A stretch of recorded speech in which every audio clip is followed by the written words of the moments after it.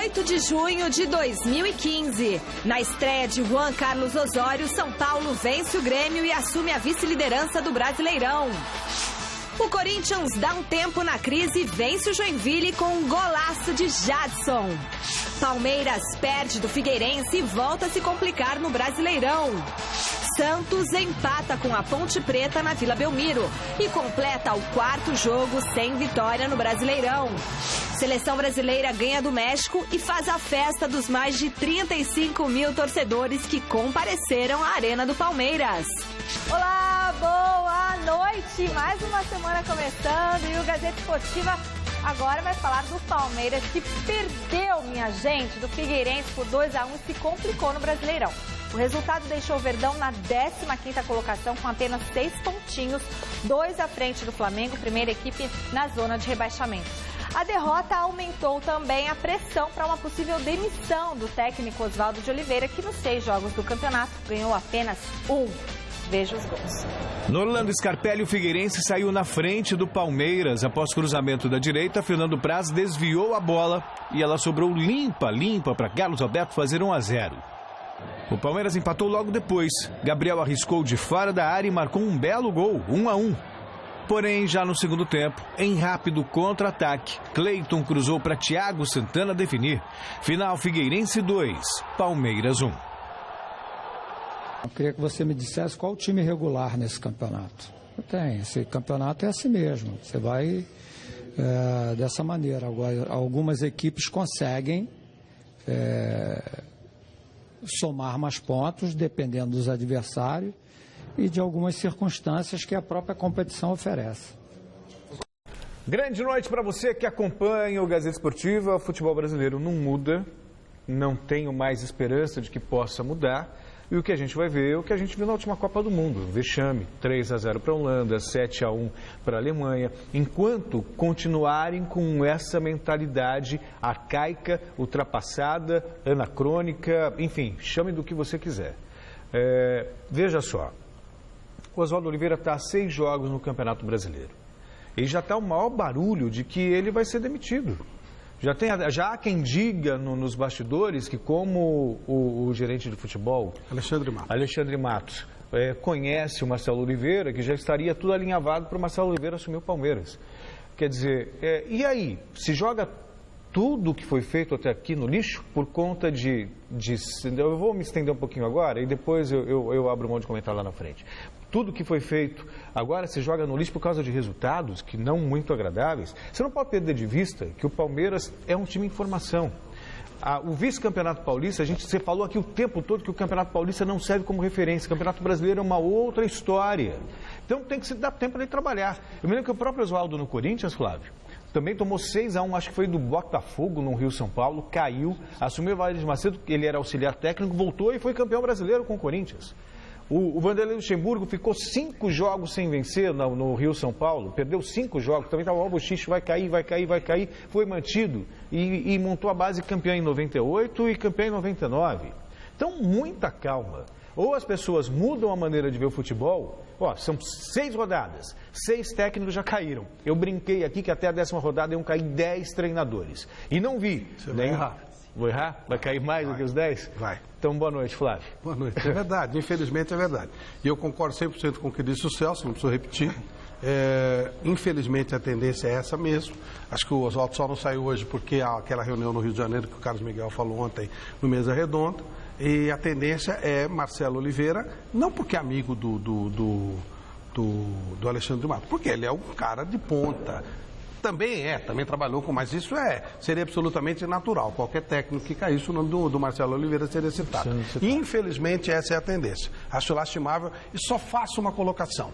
De 2010 para cá, o Palmeiras nunca saiu desse patamar. Nunca. Ou seja, está sempre brigando para não cair, às vezes cai, às vezes volta. Quantos técnicos trocaram? Não, e a nata dos considerados técnicos, né? Então, eu acho que o Palmeiras, ele tem que dar um upgrade como todo, como filosofia, como clube. Porque desde 2010 a vida do Palmeiras tem sido essa. E passaram vários treinadores importantes. Só para citar alguns, Muricy Ramalho, Vanderlei Muricy foi o único trabalho de briga por título. Claro. Aí Filipão, etc. Foi sempre para não cair. Luxemburgo. É isso. Então não muda nada. Ou seja, é o padrão do clube que está em baixa. Então tem que mudar de filosofia. Senão vai trocar de técnico e vai continuar no mesmo lugar. Ok. Bom, é o seguinte, vote na enquete que está no ar no site gazetesportiva.net. A pergunta está relacionada à péssima campanha do Palmeiras no Brasileirão. Se você fosse o presidente do Palmeiras, você demitiria o técnico Celso Cardoso? Bom, Celso Cardoso já sei que não. Seria um ato covarde e incompetente. Concordo. Obviamente que não. Não, também, não demitiria, não, embora a informação seja de que vai acontecer. Mas eu não demitiria. A pergunta é essa, mas eu não. Foi vice, né? No Paulista, né?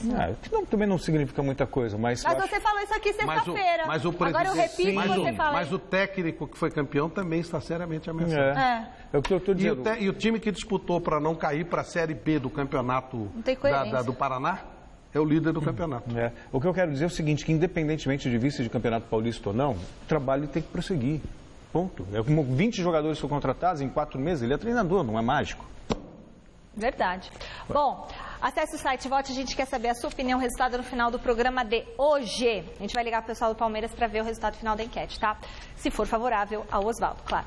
O São Paulo foi bem na estreia do técnico colombiano Juan Carlos Osório e venceu o Grêmio por 2-0. O resultado garantiu ao tricolor a vice-liderança da competição. Veja os gols com a narração de Osmar Garrafa. Carlinhos passa, sobra fica com Wesley. Bola pra dentro da área. Michel, olha o Luiz Fabiano, pintou o gol, é pra fazer. Gol!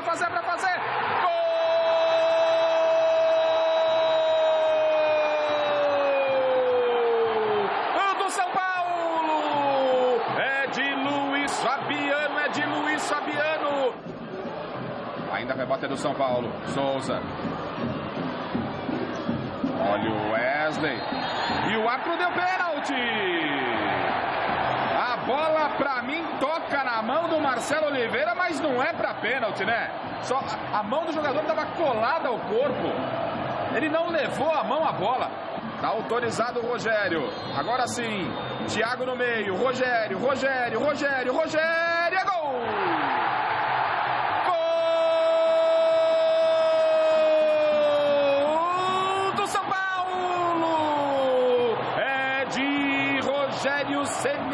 Rogério Ceni, é do Mito. Lo que más me gustó fue el control del juego a través de la circulación, secuencias longas de pases consecutivos, permitía a nuestro time estar corto y poder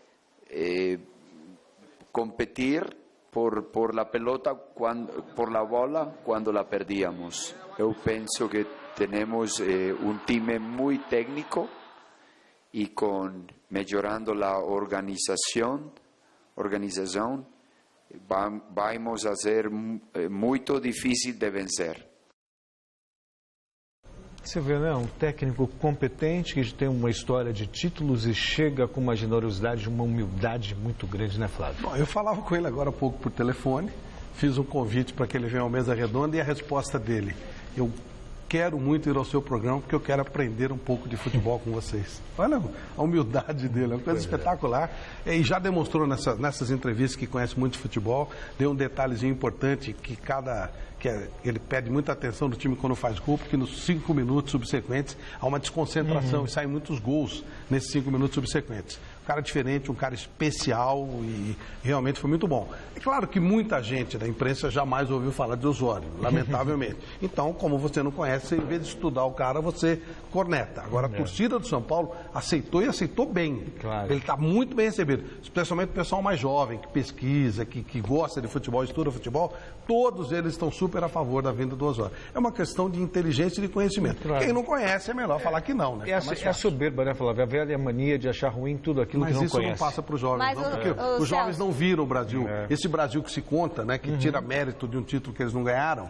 Então, a molecada de hoje sabe que o nível é baixo e que precisa desse intercâmbio. A história mostra, e o retrospecto e a matemática, que os técnicos estrangeiros não deram certo no São Paulo. O último que ganhou algum título foi em 1975, o argentino. Mas não deram nenhum técnico estrangeiro durou mais do que 1 ano no São Paulo. Isso é a história, pegando todos os técnicos. Então, mas não dá certo por causa da mentalidade que se tem no Brasil. Será que o Osório vai conseguir? Mas só tiveram 2 também. É claro. Peraí, ó, eles tiveram, depois disso, teve o Poi, que foi ótimo, Bela Gutmann foi ótimo, o Joreca foi muito bem, ganhou. O Rojas. O Rojas ele conseguiu levar o São Paulo também. depois de 10 anos a um título. E o que foi muito mal foi o Pablo Forlan, que foi quando o time caiu para a 2ª divisão, que é um negócio que o São Paulo nega, mas ele foi para a 2ª divisão. Agora, Bela Gutmann foi bem, não foi? Bela Gutmann foi ótimo. Filpo Nunes foi bem, não foi? Filpo no Palmeiras. Então. E o Fleitas Solis, técnico paraguaio, fez muito sucesso no futebol brasileiro. Acho que isso aí, sabe? Quantos técnicos nós tivemos? Pois é. Você tem razão, os números são frios, de 75 para cá. Dos números. Mas quantos técnicos nós tivemos nesse período, né? Então,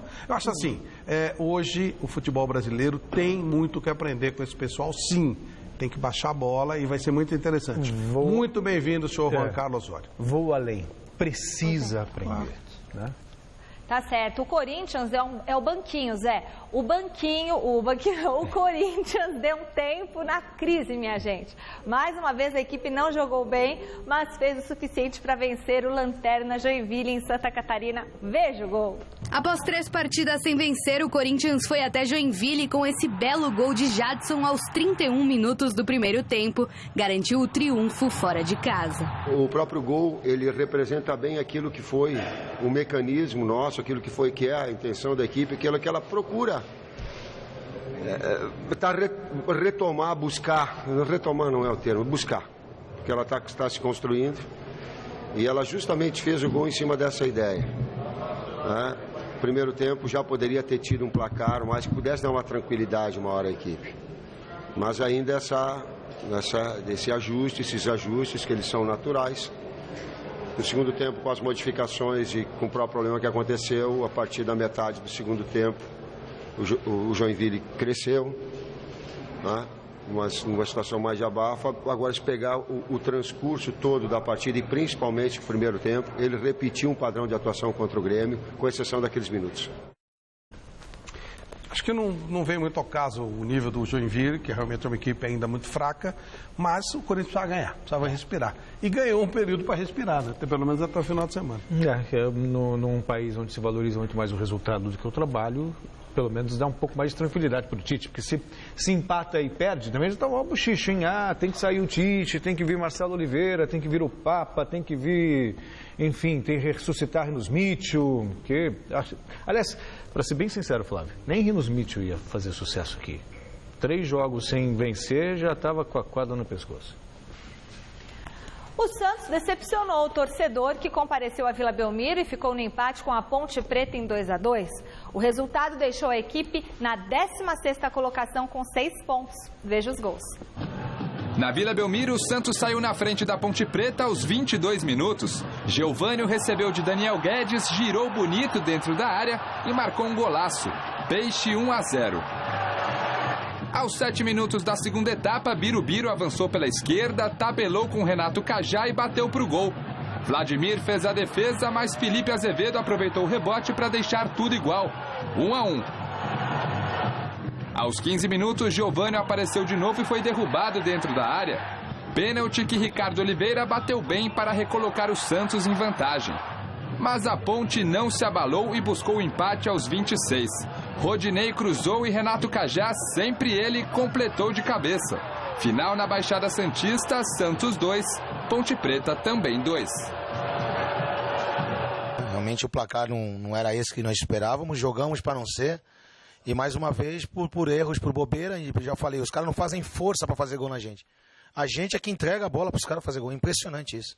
Aí fica todo mundo se culpando, eu tô cansado também de falar as mesmas coisas aqui, entendeu? Porque é o que acontece direto, então não adianta também contar conversa, história.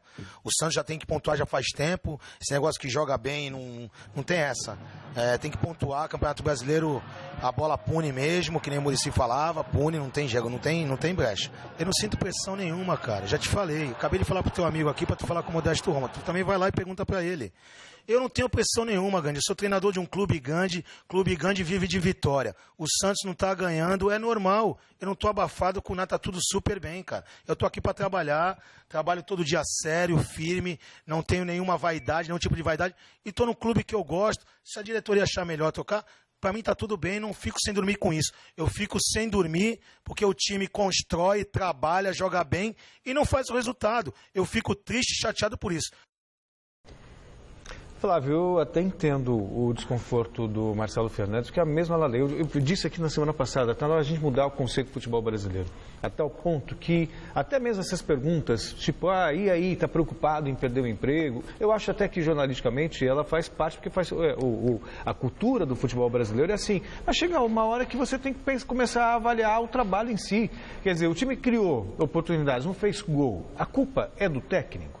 Quer dizer, e aí ele vai responder, tem medo de perder emprego, tem medo de perder o emprego? O treinador de futebol já sabe como a coisa funciona. Quando as coisas não acontecem, a casa cai mesmo agora. Não deveria cair. Eu acho que precisa mudar a cultura de todo mundo. Acho que não é cultura, não. Tem que ser punição mesmo. Que inveja do futebol. Alguém vai falar assim, você vai morar na Inglaterra, então, olha, é de se pensar. O Ferguson ficou 6 anos sem ganhar um título no Manchester United. Lá eles mudam, mas mudam no final da temporada. Tipo assim, o Ancelotti vai sair no final da temporada. No México, ontem o Pintado falou no Mesa Redonda, se o técnico trocar, ele vai ter que receber tudo e só ele autorizando, o time dele pode contratar o técnico. Então, tem que criar regras. Do jeito que está é muito varziano. E aí os caras fazem de qualquer jeito. Sabe o que eles fazem? Como eles não têm estrutura, não têm planejamento, eles colocam um respaldo. Então, por exemplo... Exatamente, é um escudo. É um escudo. Aí troca de escudo e continua. Nunca chega naquele que realmente planejou, naquele que fez a coisa. Ou não planejou. Então põe escudo. O Santos estava com problema, trocou o Anderson, colocou o Marcelo. Já tinha mandado o Oswaldo Oliveira embora numa situação muito estranha. E aí você vai criando escudo. É o que você faz. É o que você faz aqui. O planejamento é esse. Verdade.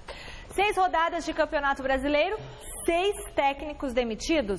A nova vítima foi Marquinhos Santos, do Coritiba, que não resistiu à derrota por 2-0 contra o Internacional na manhã de ontem. O Coxa já anunciou Ney Franco como novo treinador. O mineiro já comandou o Coritiba entre 2009 e 2010 e vai ser apresentado nesta quarta-feira.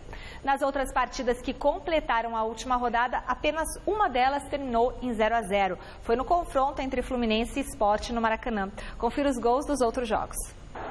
No clássico entre Atlético Mineiro e Cruzeiro, Luan, aos 12 do primeiro tempo, abriu o placar para o Galo no Independência. No último lance da etapa inicial, William chutou cruzado. A bola desviou em Gemerson no meio do caminho e foi parar no fundo da rede, 1-1. A virada cruzeirense veio logo no primeiro minuto do segundo tempo. Gabriel Xavier bateu forte, de canhota, e colocou a equipe celeste em vantagem. Aos 26 minutos, Marquinhos recebeu de Leandro Damião e pegou de primeira para fazer um belo gol. Final, Atlético Mineiro 1, Cruzeiro 3. No Maracanã, o Flamengo venceu a Chapecoense pelo placar mínimo. Luiz Antônio levantou na área, Danilo saiu mal do gol e Gabriel só teve o trabalho de empurrar para a rede. 1-0 Flamengo. Quem também ganhou por 1-0 neste final de semana foi o Avaí. O time catarinense visitou o Goiás e Rômulo, já nos acréscimos do segundo tempo, fez um único gol do jogo. Na Arena da Baixada, o líder Atlético Paranaense fez mais uma vítima no Campeonato Brasileiro. Desta vez o Furacão passou pelo Vasco.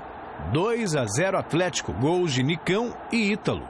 O Internacional também venceu por 2-0 nesta sexta rodada do Brasileirão. Vitinho, com esse chutaço de pé esquerdo, abriu a contagem diante do Curitiba no Beira-Rio. E Nilmar, aproveitando o rebote da trave após o chute de Lisandro Lopes, definiu o marcador. 2-0 Colorado e fim de papo.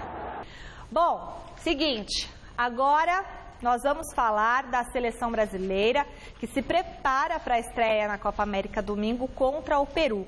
A equipe do técnico Dunga venceu o amistoso contra o México 2-0 e fez a festa dos mais de 35 mil torcedores que compareceram ao Allianz Parque. O resultado mantém Dunga com 100% de aproveitamento após o retorno dele à seleção, 9 vitórias em 9 jogos. Então, veja tudo isso na reportagem do Alexandre Silvestre. O reencontro da seleção brasileira com o torcedor verde e amarelo, depois do vexame na última Copa do Mundo, ocorre na Casa Palestrina, quase um ano depois do fiasco. A seleção é Palmeiras, né, mano? Tem que estar em casa, né? Tá em casa, a gente tá aqui, ó. Melhor estádio da América Latina, ó. E o futebol arte do Brasil irá reaparecer? Foi muito triste o que aconteceu ano passado, mas acho que o Brasil tem tudo para reverter essa situação aí e montar outra seleção forte que vai ganhar títulos novamente. Acho que dá pra começar a confiar um pouco na seleção, né? O Dunga vai bem, né? Desde 2010 eu gosto do trabalho dele, ganhou tudo que disputou, só perdeu a Copa do Mundo. Acho que ele é ponta firme, tem impulso com o time, acho que vai dar certo, sim. Amor pela seleção, com certeza. Sou brasileiro. Vai ser difícil, não? Pero para Brasil. México! Muestra es la medalla olímpica que tuvimos, ¿verdad? En Londres. Você veio aqui para tirar sarro da gente? Sí. Com este cenário como moldura, dentro de campo, aos 27 do primeiro tempo, Felipe Coutinho com ginga abre o placar, abafando inclusive as vaias que já surgiam nas arquibancadas. 10 minutinhos adiante, bela troca de passes, de pé em pé, até Tardelli empurrar para a rede. 2-0 o resultado final, na volta para casa. O principal, sem dúvida nenhuma, é continuar vencendo, principalmente jogar em casa depois da Copa. Tinha uma grande ansiedade nossa, dos torcedores. Tinha, logicamente, desde o início, né? O torcedor, uma paciência bastante limitada, uma cobrança muito grande em cima da seleção brasileira. Nós sabíamos disso e teríamos que, dentro do campo, reverter essa situação. Flávio, não sei se você concorda comigo, escrevi sobre isso ontem no meu blog na gazetesportiva.net. Sem brilho, mais eficiente. Sabe, não dá para esperar muito da seleção. Só tem o Neymar, é a única referência, o único jogador acima da média da seleção. Os demais são bons jogadores. E não dá para você esperar muito mais mesmo da seleção. Agora, engraçado, né? A seleção, ela parece comida de dieta, né? Ela não tem graça nenhuma, sabe? Não muda nada. Não cheira nem fede. Um monte de gente que foi lá ontem foi conhecer o estádio, aproveitar que não tinha torcida uniformizada para levar a família e tal. Não cheira nem fede, não muda nada. É uma seleção anônima. Você olha os caras, você não sabe quem são eles. É uma seleção extremamente antipática e mascarada. Sabe? E a gente até desconfia, né? Por que o cara tá lá na seleção jogando, ainda mais agora com todas até não sei isso. Mas é antipática, é mascarada, não tem identidade nenhuma. É uma seleção que não cheira nem fede. É um negócio tão engraçado. A seleção brasileira já empolgou. Hoje, imagina, em 50... As pessoas choraram, dizem que a gente se suicidou porque o Brasil perdeu do Uruguai de 2-1. Dessa vez tomou de 7, a maioria tirou salvo. Em 82. Não muda nada. Em 82, eu lembro da comoção que foi aquela derrota para a Itália. Eu lembro também. Domingo, por exemplo, vai jogar Brasil e Peru.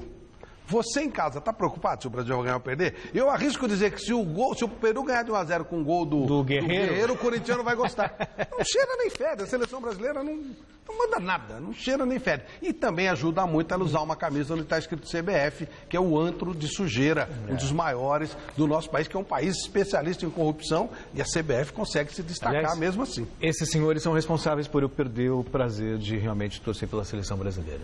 De qualquer forma, eu queria só fazer 3 destaques que eu acho que merecem. O Felipe Coutinho é um jogador que eu gosto de ver, pelo que produziu na Europa, no Liverpool, na seleção brasileira. O William também é um bom jogador. E o Elias, que não estava jogando bem no Corinthians, de repente a seleção fez uma boa partida. Eu acho que merecem essa referência. E é bom lembrar que a seleção do México é a seleção B também, tá? Quase C. Né? O Pascoal, câmera 3, disse que ficaria contente se o Guerreiro fizesse o gol pro Peru. Tá não só ele, não estou falando. Bom, a Copa América começa na próxima quinta-feira, quando o Chile enfrenta a seleção do Equador. O Gazeta Esportiva vai mostrar para você, a partir de hoje, os principais destaques de cada uma das 12 seleções que irão participar da competição. Hoje nós vamos falar do Grupo A, amanhã do B e na quarta-feira, adivinhe, do C. O Grupo A da Copa América é composto pelas seleções do Chile, país sede da competição, Bolívia, Equador e México. Os donos da casa querem fazer valer o apoio da torcida para faturarem um primeiro título numa competição oficial da FIFA.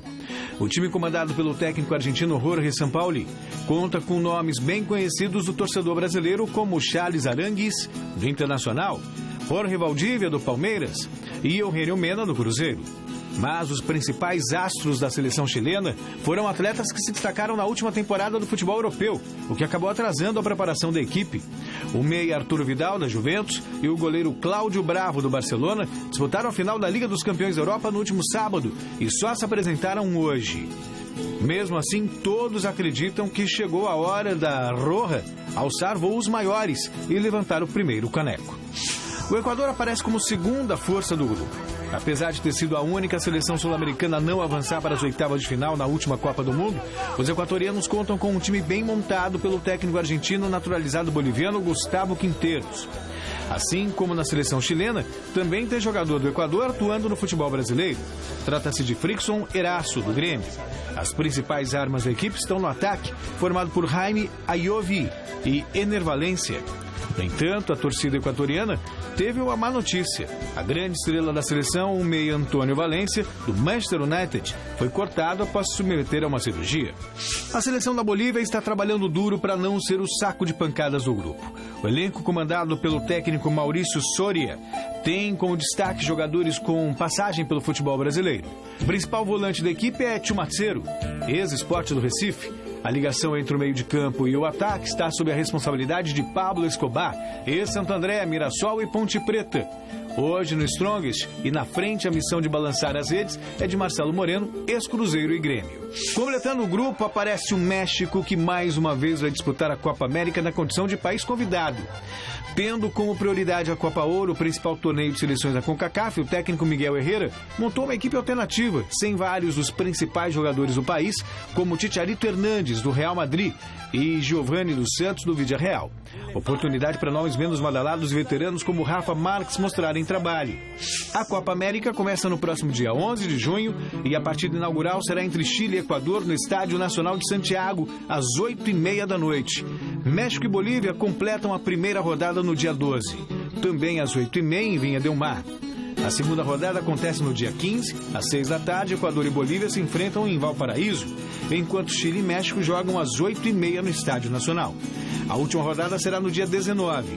México e Equador se enfrentam às 6 da tarde em Rancagua. Chile e Bolívia encerram a chave às 8h30 no Estádio Nacional. Seleção brasileira à parte, vai ser um torneio bem legal, porque com o Neymar a seleção tem atrativos também, né? E é uma competição que 5 seleções brigam pelo título: Chile, Colômbia, Uruguai, Argentina e Brasil. Então é legal, torneio bacana. O Chile está se preparando muito bem, olha, vale a pena. Vai ser um torneio muito legal de ser visto, mesmo a seleção brasileira não tendo a graça que já teve. Na Nova Zelândia, a seleção encerrou a primeira fase do Mundial Sub-20 com 100% de aproveitamento. Confira. No último jogo da primeira fase do Mundial Sub-20, o Brasil venceu a Coreia do Norte com 3 gols no segundo tempo. O primeiro foi contra, após chute de Jajá. O segundo foi anotado por Jean Carlos com bela jogada individual. Fechando o placar, Léo Pereira usou a cabeça para marcar. 3-0 resultado final. Os comandados de Rogério Micali enfrentam agora o Uruguai nas oitavas de final. A Liga dos Campeões é do Barcelona. No sábado, em Berlim, Alemanha, o clube catalão derrotou a Juventus com direito a gol do brasileiro Neymar. Tá vendo? Celso Cardoso falou que é da Juventus. O repórter Felipe Boril acompanhou a festa dos barcelonistas que moram aqui em São Paulo. Confira. Por um momento, a cidade de São Paulo se transformou em Berlim. A paixão desses torcedores do Barcelona ultrapassou as fronteiras dos países. É a final do principal torneio de clubes do mundo, Barcelona e Juventus. Esse grupo de fanáticos pelo Barça se reuniu em um bar aqui no Brasil para acompanhar de perto esse grande evento. Porque nunca dá para ficar longe do Barça. Como é que é viver longe do time no país do futebol? É difícil, mas por sorte dá para assistir todos os jogos aqui. Então a gente se encontra aqui e assistimos regularmente os jogos. Uma nação. O amor pelo time já nasce desde bem pequenininho. Uma torcida organizada importada da Catalunha é a Penha Barcelonista. A Penha, que é o nome que em catalão damos às torcidas organizadas. Então aqui temos uma torcida organizada desde 2004, é a Penha Barcelonista de São Paulo e Brasil. O local entrou no clima e vestiu as cores do Barcelona. Bandeiras espalhadas, a galera de camisa no peito e o grito afinado para empurrar o Barça. Barça! Barça! Barça! Final de jogo em Berlim. O Barcelona venceu a Juventus por 3-1 e conquista pela 5ª vez a Liga dos Campeões da UEFA. Festa por lá e por aqui também.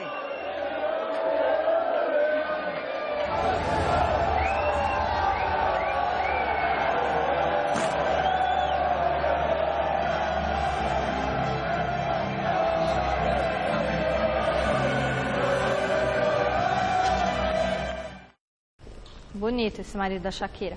E ontem, milhares de pessoas foram às ruas para receber os campeões da Europa na cidade catalã.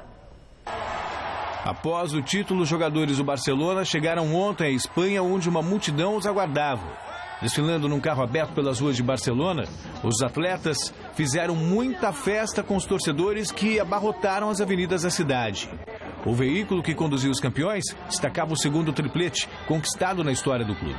Além disso, além da orelhuda, como é conhecida a taça da Champions League, acompanhavam a celebração os troféus do Campeonato Espanhol e da Copa do Rei. Após o desfile, os jogadores se dirigiram para o Camp Nou, que também estava lotado. Lá, Lionel Messi discursou para a torcida. Vocês queriam as 3 taças, e aqui elas estão. Vamos, Barça, vamos, Catalunha. O brasileiro Daniel Alves foi outro a falar.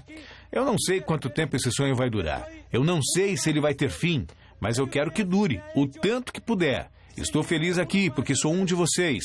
Vamos, Barça, vamos, Catalunha. Visca o Barça! Visca Catalunha!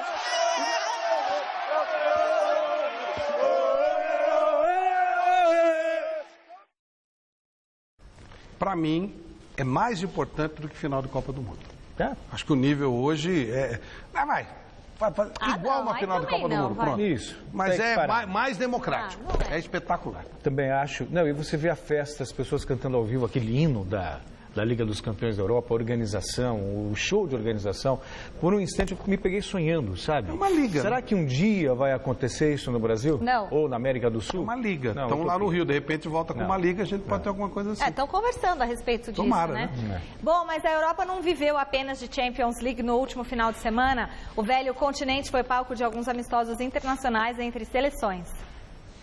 Jogando em casa, na Arena Khimki, a Rússia recebeu a Bielorrússia e abriu o placar com o centroavante Kokorin. De falta, Kislyak deixou tudo igual e depois balançou a rede outra vez para fazer a primeira virada no placar da partida, 2-1.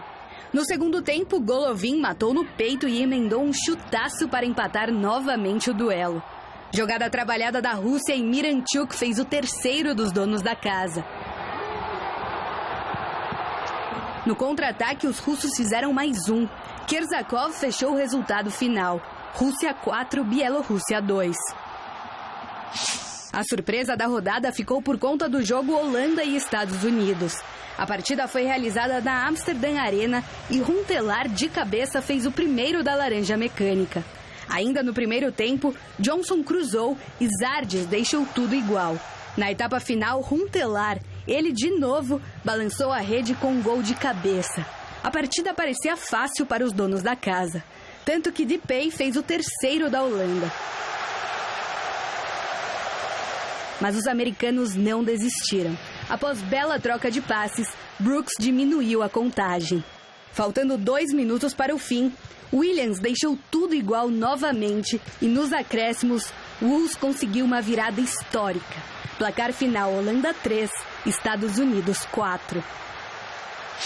Jogando no estádio Easter Road, em Edimburgo, a Escócia venceu o Catar por 1-0 com esse gol de Matt Ritchie. Seguinte, hoje é um dia muito especial porque é aniversário dele, Chico Lang, querido. Chico Lang, eu te amo, toda a saúde, toda a felicidade do mundo. Você que é uma referência, um grande companheiro de trabalho, um grande amigo, um grande jornalista. Um beijo enorme no seu coração, te amo. Queria aí, ó, abraçar a televisão. Já Parabéns por aqui também, Chicão. Valeu, um abraço. Ei, Chico, valeu. Outros 70 anos para você, como esses que você completa hoje. Você é um pouquinho mais velho, 75, né? Então tá bom. E 75 de Gazeta. Edilson Nunes, nosso editor também do esporte. Ed, parabéns. Muitas felicidades para você. Chico Lang, te amo.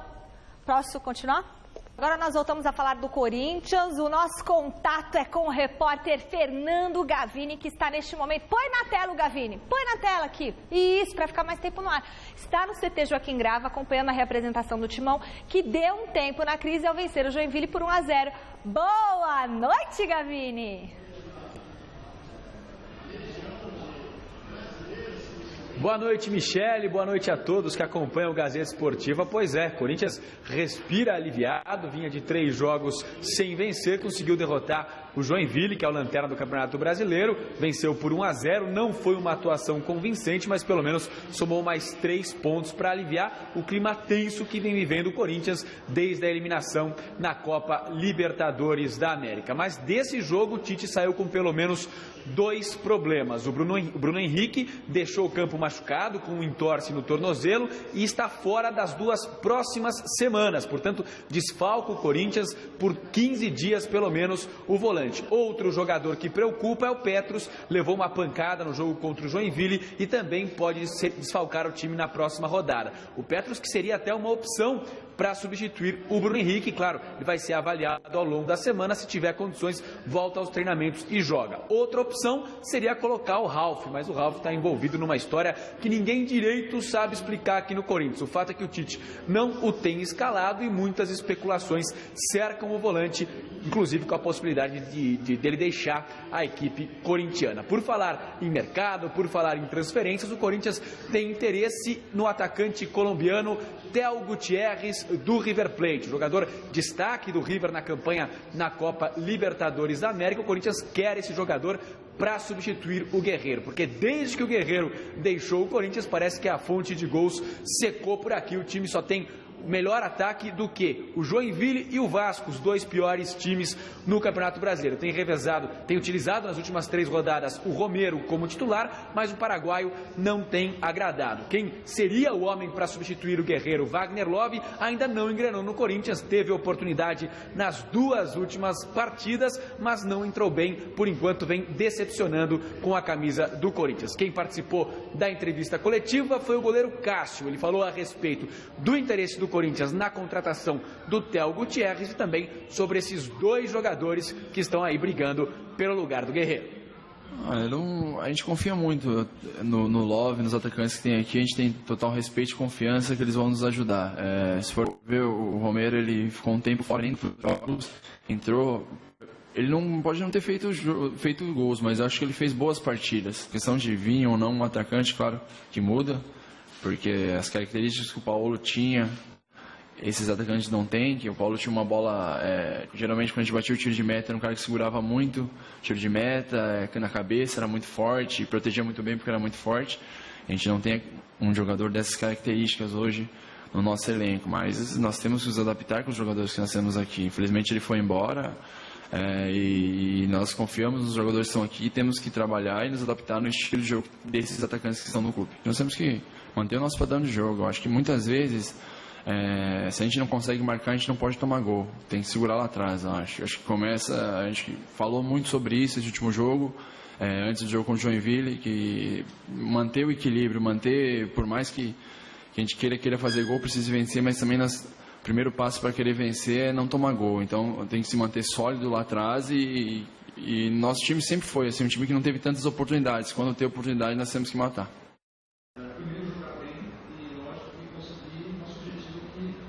Muito bem, tá aí o Cássio dando a receita, né, de como o Corinthians pode ser competitivo mesmo sem ter um ataque funcionando tão bem, quer dizer, acionando o sistema defensivo. Você tem uma ideia como os números comprovam o que disse o Cássio? Nos jogos em que ele não tomou gols, o Corinthians venceu 3 vezes e empatou um jogo. Por outro lado, os 2 jogos em que o Cássio foi vazado foram 2 derrotas, as derrotas exatamente para o Palmeiras por 2-0 e para o Grêmio por 3-1. Por enquanto não tem um ataque eficiente, a aposta do Corinthians será a mesma na defesa. Michele. Tá certo, Fernando Gavini, muito obrigada, bom trabalho, bom descanso para você. Agora a gente vai falar do São Paulo, onde o técnico Juan Carlos Osório vai poder aproveitar a semana livre para treinar e preparar a equipe que só volta a campo no próximo sábado contra a Chapecoense em Santa Catarina. O repórter Alexandre Silvestre esteve no CT da Barra Funda acompanhando a segunda-feira do Tricolor. Fala, Michele, tudo bem por aí? Olha só, o São Paulo continua de folga após a vitória de sábado à noite no Morumbi pelo Campeonato Brasileiro 2-0 em cima do Grêmio na estreia do técnico colombiano professor Osório. Mas o noticiário do Tricolor esquentou no finalzinho do domingo com a participação especial do nosso convidado, o presidente do clube, Carlos Miguel Aidar, que foi sabatinado pelo Chico Lang e revelou que o São Paulo não está trazendo para o Morumbi o volante Ralf do Corinthians, muito menos o meio armador Renato Cajá da Ponte Preta. Aidar aproveitou a oportunidade para elogiar o desempenho de Luiz Fabiano no jogo passado. Eu não sei se vocês sentiram o que eu senti. O Luiz Fabiano jogou muito melhor essa última partida comparada com as demais anteriores. Jogou sim. Porque ele está motivado. E o Pintado falou, ele motivado é outro jogador. É verdade. Né? Então eu acredito muito no Luiz Fabiano e vou me esforçar ao máximo para não perdê-lo. O assunto renovação do contrato de Luiz Fabiano, Aidar pretende tratar apenas no final da temporada. Ele projetou a permanência ou não de Alexandre Pato, que está emprestado pelo Corinthians ao São Paulo. Mas para o Pato ficar em definitivo, o atacante precisa cair na real. O São Paulo não tem condição de pagar o preço mínimo que está ali estipulado de 10 milhões de euros. Não há a menor condição.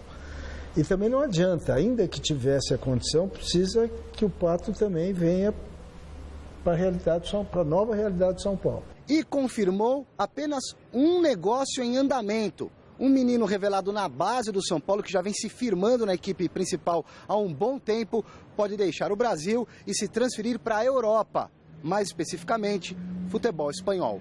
Tem proposta, sim, do Atlético de Madrid pelo Rodrigo Caio, que está negociando.